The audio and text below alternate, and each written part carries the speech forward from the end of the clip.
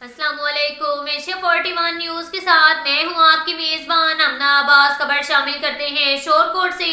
हमारे bureau chief Rana Mohammad Shabbir के मुताबिक Shorkot city cantt road main शाहराह पर नहर के पुल की कम चौड़ाई और हिफाजती पुश्ती न होने की वजह से हादसा रोज का मामूल बन गए।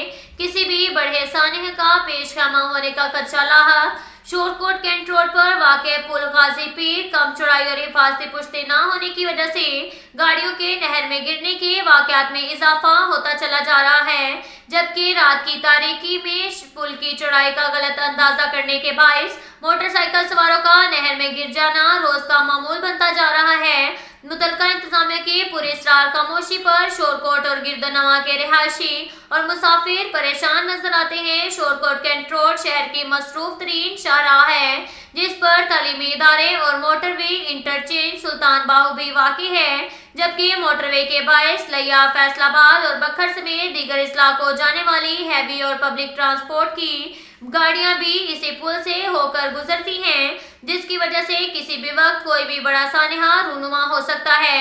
शोरकोट के अवामी और समाजी हलकों का कहना है कि अरबाब इख्तियार फौरी तौर पर नोटिस लेते हुए पुल की चौड़ाई में इजाफा करें और हिफाजती पुश्ते भी तामीर करवाएं, ताकि किसी भी बड़े सानहे से बचा जा सके। अब तक के लिए इतना ही काफी है। मिलते हैं अगले बुलेटिन में, हमारे साथ रहिएगा। अल्लाह हाफ़िज़।